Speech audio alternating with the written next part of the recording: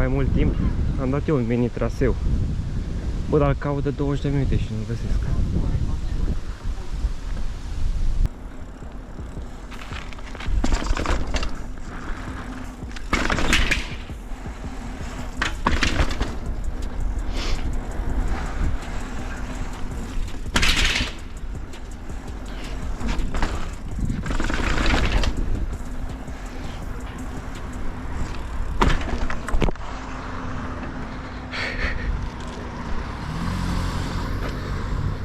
Wow!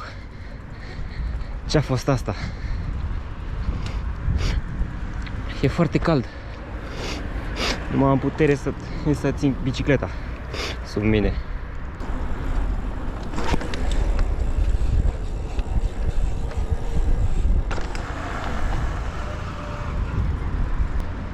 Nu ieșiți pe căldură, că nu e bine.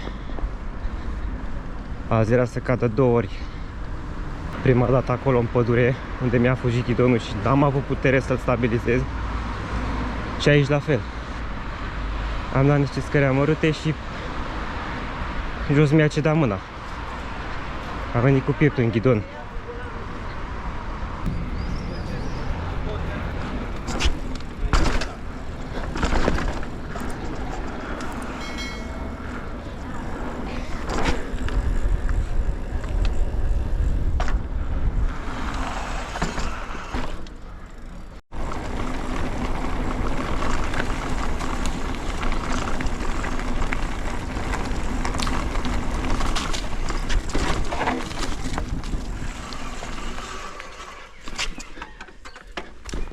Am că scopași căjuți.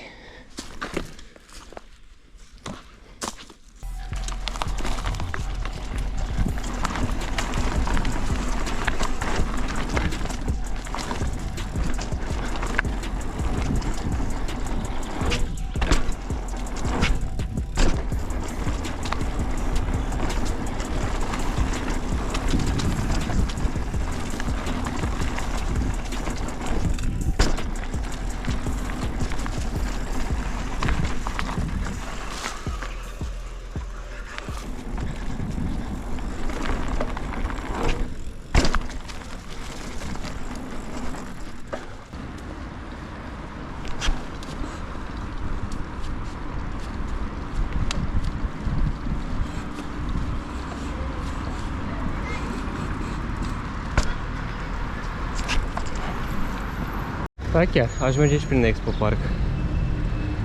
Dacă tot aici. Ce bicicletă ai? Canyon Stoic. E fur carbon?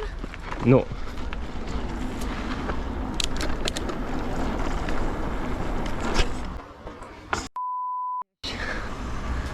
Mamă, ce urât am sărit.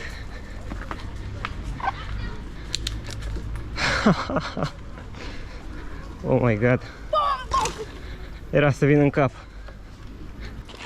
Vezi mai în față. Așa. Așa. Îi dau? Hai.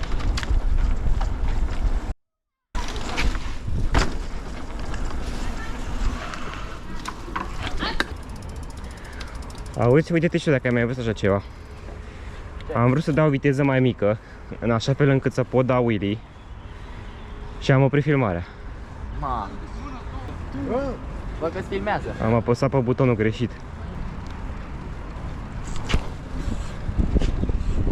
Aici dau lejer.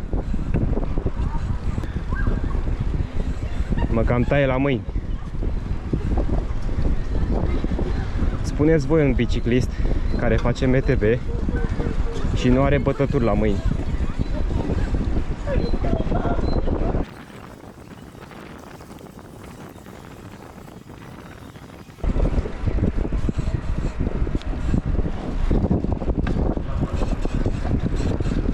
Am dat și eu câteva wheelie-uri manual, câteva sărituri și deja mă doare mâna, dar nu mai pot. Așa e, că n-am mai făcut de mult. Acum o să tot fac. O să postez în fiecare săptămână câte un video. Nu vine să cred. În loc să merg și eu pe stradă frumos, merg pe trotuar. De ce? Mi-am uitat luminile.